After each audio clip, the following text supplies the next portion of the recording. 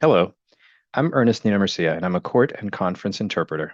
And I've been having fun this week playing with Zoom's new AI interpretation function. My friend and colleague, Kathy Kaufman, was kind enough to join me for a test of how well the algorithm could hold up against some of the language that we encounter here in the US in court, not just legal terminology, but also Spanglish and slang. We put it to the test and had a lively discussion afterwards, breaking down its performance. First, a warning. The script used in the following demo contains non-standard forms of Spanish that may be disturbing to language purists. However we may feel about the non-standard Spanglish we encounter in the US, good, bad, or indifferent, the reality is that because it is widely used, court interpreters in the US and even aspiring interpreter algorithms have to be prepared to deal with it as an input. We assure you, however, that no interpreters or algorithms were harmed in the making of this video.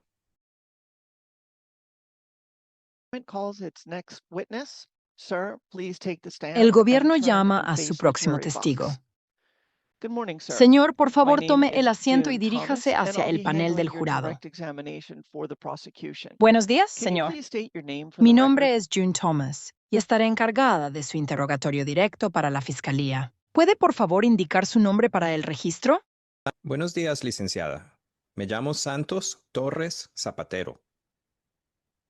Good morning, lady. My name is Santos Torres Zapatero. What do you currently do for a living, sir? ¿Qué hace usted actualmente para ganarse la vida, señor? Pues, en mi país trabajaba en el campo, en la siembra de lote. Pero acá soy In my teipero. country, I worked in the field planting crops in batches, but here I am, Tepero. Time out. Sorry to interrupt the demo, but on that last answer, the audio got mixed up. The back half of the answer was covering up the front half of the interpretation. We did not get a full interpretation, so we decided to give the AI a mulligan. Incidentally, another expression I'm not sure it could handle, and gave it another couple of shots. Let's see how it does on its second and third tries with this segment. Soy In teipero. my country, I worked in the field planting crops in batches, but here I am, Taiwanese. Soy teipero. In my country, I worked in the field planting corn, but here I am, but How did you get into that line of work? ¿Cómo llegaste a dedicarte a esa línea de trabajo? Antes hacía roofing, pero como que he used to do roofing, mucho porque habían demasiados que hacían eso. but they didn't seem to care, mostly because there were too many people doing it. Have you worked in any other field since you came to this country? ¿Has trabajado en alguna otra área desde que llegaste a este país?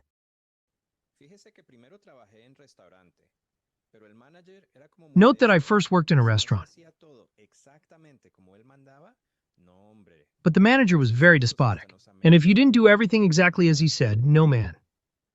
He was pure insults and even threatened to break up with us, the mother. Sir, we'll continue with this in just a moment. Gracias, señor. Continuaremos con esto en un momento. So, Kati, thank you so much for joining me to record this demo. We appreciate your joining us from your lovely sun porch. What did you think? Was an interesting experience. Thank you for the opportunity. I would say it got a few things right and a whole bunch of things wrong. Some of them mission critically wrong. Some of them, maybe you could call them moderate to high importance of types of mistakes. But there were a couple that were absolutely critical to meaning that were completely lost.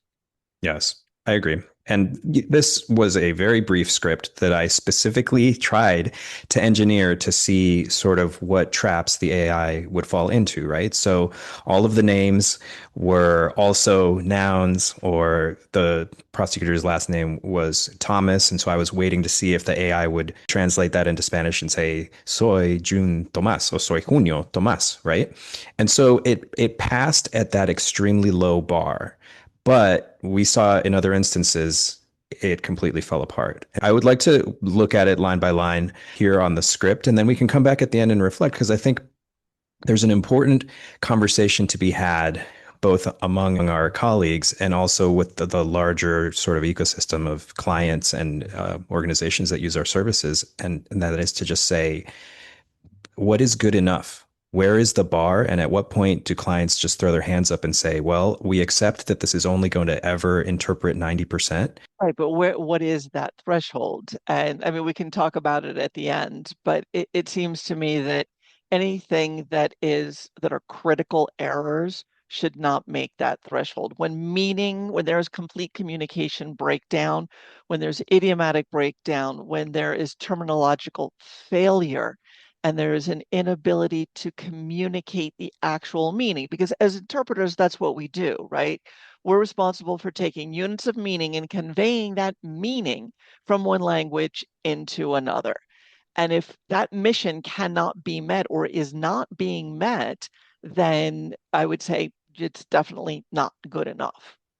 Absolutely. And we should take into account that this is a beta. This is the first version, and who knows what it will become with time, right? And I thought one thing that was particularly interesting was that we had a segment that wasn't captured by Zoom initially, right? And so in a live courtroom setting, see how you troubleshoot that, right? Because the algorithm is not going to say, I need that repeated. Somebody needs to be monitoring to say, that didn't get interpreted. Please repeat your answer, and good luck getting the same answer out of the person. But since we're here in a controlled environment, I was able to run it back. And it was interesting because I then read that answer back another 2 times, and it gave me a different interpretation for one of the terms every time. And none of them correct. So we'll get to that on the line by line, but can you break Well, down for us?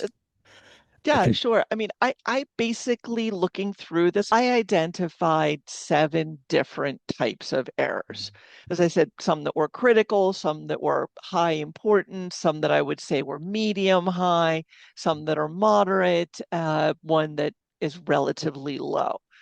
But let's take a look at them and we can sort of classify the mistakes as we go. we're looking at the script now, and you can break down the traps I tried to lay for the AI into courtroom terminology, so terms of art that have a specific meaning within a courtroom, and then also colloquial language. Some of it is Spanglish, some of it is just colloquial Spanish. And I would say, my opinion is it handled the courtroom terms much better than it did the colloquial language. And it is not by accident that I am including this. This is the Spanish that we get in the courtroom. For this to be able to be effectively deployed in a courtroom setting, it has to be able to handle this. And we had some complete Absolutely. Yeah. distortions of Some meaning.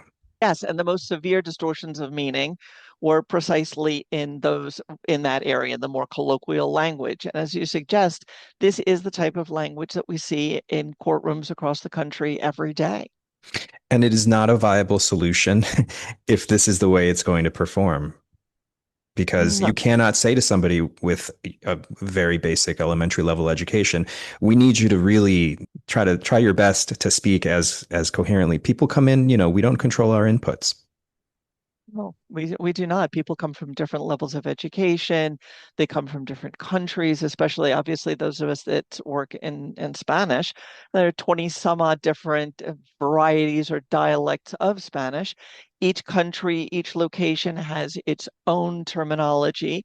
And sure, the machine can certainly learn all of that, but it would then also have to be able to identify the dialect because one word may mean something. Let's take the good old wawa, right? Which in Chile, of course, is a baby, and in other countries is a bus.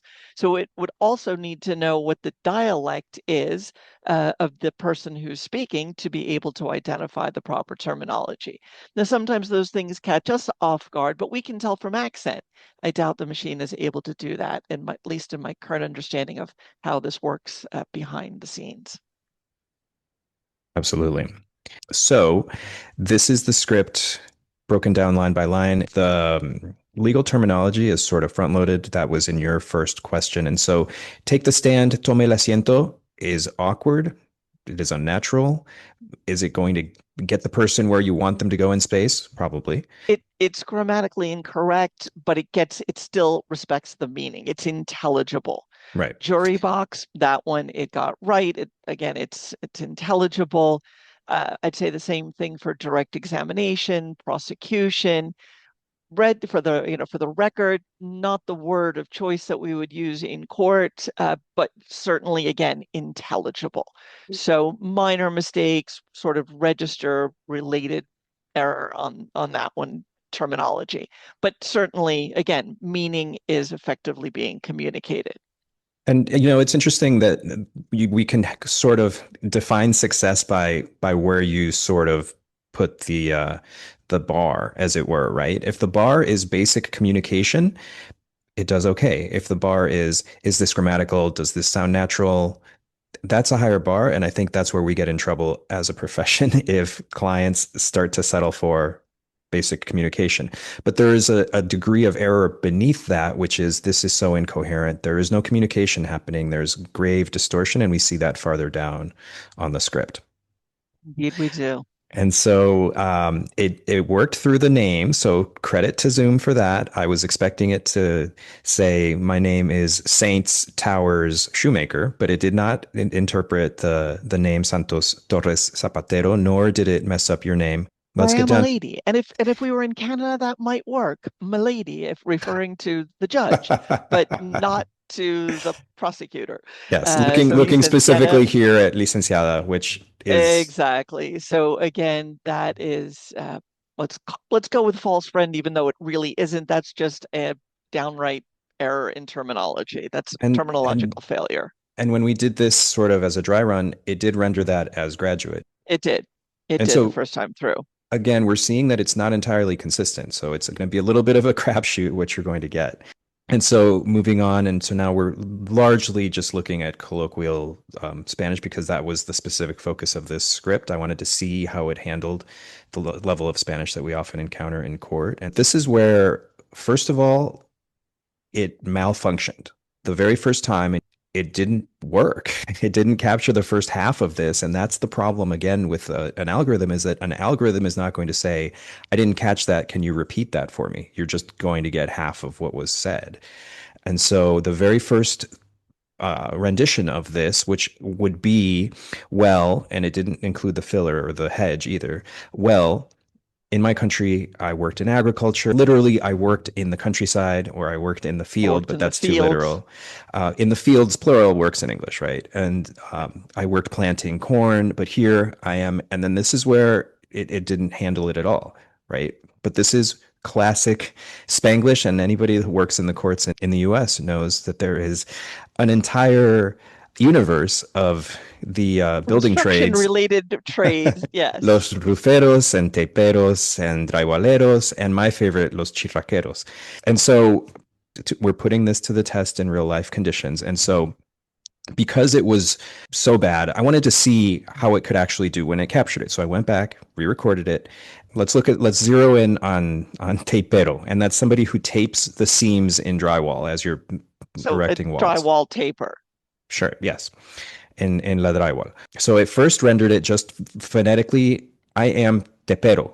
So I think maybe it got confused and thought it was a name or something. I don't know. But then the next one is, and this is, I could not tell you where it got Taiwanese. Oh, maybe from Taipei, actually, right? Like it thinks that tepero is the demonym for people from Taipei. And then the third time around, third time was not the charm. It says, I am tea. But, and so I think what you're getting there is some phonetic interference, because it says, like, it is hearing, it is perceiving, and T, and then the last portion of it, pero, literally means but. And so this is, again, just a really sort of robotic, looking at the word in a vacuum and not actually looking at meaning sort of mistake. Sure. And so this is one of the, this is what clearly would fall into my 7 categories. This is critical, right? This is an idiomatic breakdown, and it is critical error, unintelligible. I think we've made that pretty clear by now. Yes, absolutely. And it would be interesting to see this deployed in a live courtroom setting, and to see what kind of troubleshooting, what kind of problem solving would the users deploy, because if you're the judge up on the stand and you hear this, you can ask the witness to repeat, but even if they repeat it, just as you, the witness, repeated this 3 times, it came up with 3 renditions, none of which were intelligible or accurate. Not even repeating it, but even explaining it. Right, but one is sure, but one was a complete distortion, which was intelligible, which is a little more dangerous, but here I'm Taiwanese. Someone who is an monolingual English speaker could believe that the person is Taiwanese and that somehow that will be relevant in the testimony down the road, and just let it go, right? Yeah. And so moving on, it actually did okay with the Spanglish that we threw at it that was pretty clean sort of correspondence phonetically. So I did roofing, hacía roofing. I did roofing, so credit to Zoom there. Mm-hmm. And then there's a colloquial use. This is a common thing in Mexican Spanish that we hear here, which is no me ocupaban mucho. And it didn't get it at all. So this is a error where major meaning distortion. It's both semantic and it's also terminological and it's idiomatic, all of those things. And clearly, yes, Yeah. a very serious error. And on the next segment, I threw in manager, which is just an English loan word that's often used in Spanish, and it handled it fine. And now the bottom is where we're getting into some really serious distortions and levels, right? And so I included nombre, which is sort of an all-purpose exclamation intensifier. And it rendered it literally, which seriously distorts the meaning. And then partirnos la madre was again rendered just very robotically, word, Critical, word, word for word. word literalism. So Yeah, literalism, but in ways that again make there be no meaning. It is not communicating effectively anything, right? Because you can have literalism, the thing where it says, for example, was very despotic, or pure insults. That's literal but intelligible. But then, as you were saying, break up with us, the mother, right. beat that bleep out of, there's a real distinction to be made there in terms of critical communications breakdown. I also want to go back to the question of how did you get into that line of work? If you notice in the other answers, the witness is being treated as usted, Oh but suddenly yes. in that one, there's a register shift to the Oh, it did. form. What jumped out to me when I listened to it was that I was hearing the tuteo, but you are right that, for example, in the very first question, what do you currently do for a living, sir? He is being treated as usted, As usted, as he should be, right? And so right? there's a register sort of Yeah. politeness issue there. And it's a register shift. You're from Yeah. it within the Spanish, and certainly I would expect from the way the prosecutor is treating the individual with respect. That was another one of my issues. And another one is this where it says, fíjese que primero, note that I first, that's a discourse or a pragmatic rendition issue. It's again, it's not serious, but it's stilted. It's unnatural. It's not Yeah. what someone would say if they were speaking English. It's not likely that a human interpreter, good human interpreter, would give that particular rendition. Right. Because, fíjese is, So, or the thing is, I like the thing the thing is, is, but it's very idiomatic. And so you have to have a good understanding of sort of what it is, how it's used, and how to render it in the target language. It is more than words. You cannot just look at the words, as has been our sort of refrain. overall, overarching, that would not be an acceptable level of performance for a U.S. court. But I think our important role is to advocate for setting the bar high and not settling for basic Good enough. communication, but we accept that there's going to be 20% of complete distortion and alteration. I mean, years ago, not too many years ago, but a few years ago during the pandemic, I did a webinar and it was sort of on the future of the profession. And I envisioned that interpreters would be doing quality control, that we'd be sitting there listening to all of this. And when one of these huge mistakes happens, we hit a buzzer, stop, right? Everybody That's goes screeching halt. And everyone says, thank you, Madam Interpreter. You've saved the day again. And we can put on our hero capes. Now, I really like doing my job, and I hope I don't have to do that. It sounds extraordinarily dull rather than actually the intellectual challenge of doing the job. But I think that it is incredibly important to be sure that, or if courts decide to go down this path now or in the future, there has to be human oversight.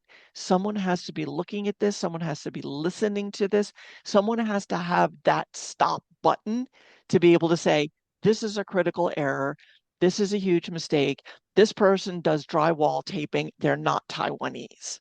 Very true. I mean, I think we can both emphatically agree that this is absolutely not ready to be rolled out yet, but it is an interesting starting point, and it's good to have this as the baseline to see where it is in a year or in 2 years. And so, I mean, I think there's a value in sort of trying to stop its deployment before it's ready. There will always be use cases. I mean, this might actually already have an acceptable use case, right? I was thinking about that because, some of what I do is very scripted, very formulaic. And so if you're in a proceeding where, it's the same script for an initial appearance that the judge reads every time, and all you're filling in is the name and the case number and the charge, and really the defendant is not speaking much, with practice and repetition and human oversight and input, you can take that judge's script and render it through AI, if you don't mind the lag, because there was, as we noticed in the recording, there was a substantial lag. The one thing that I can't figure out and that sort of irks me is why the Spanish speaker has a foreign accent, a non-native. Okay, I can forgive them as a Chilean for them not using a Chilean because we all know we talk funny and we're generally unintelligible. But come on, we can't have a native anything or a sort of native neutral. Why are we having a gringo or gringo sounding Let's uh, yeah. Let's hope that that's just the a voice? let's hope Let's that hope it's a that's glitch. just a Let's version hope. 1.0 sort of issue, and that'll be fixed over time. It's good to get it out there and let people start playing with it. And I would rather have it now and be able to play with it than wait 6 months until we're able to modify it to what dialect of Spanish you want the AI voice. So I have to run, unfortunately. Do you have any parting thoughts? I think it's an interesting option. It's an interesting tool. There are a bunch of other companies out there that have been playing with this kind of thing for some time. I think the accessibility of Zoom really brings it down to a level where sort of everyday users of these platforms would now have access to a tool like this. It does require, let's just say, tweaking. I agree with you. It is not ready for prime time, but certainly agreed. The way things are moving and 6 months, 8 months, a year, 2 years, 3 years, certainly 5, 6, goodness gracious. But it does always require, I'm going to stress this, it's so important that there always be an actual human in the room to be able to hit that stop button if necessary and say, drywall, not Taiwanese. Thank you so much, Kati, for being willing to act as my prosecutor and sharing your excellent thoughts on this. And so let's keep playing with this. Let's keep the discussion going. And thank you again. Thank you. It was a pleasure. Thanks for the invitation.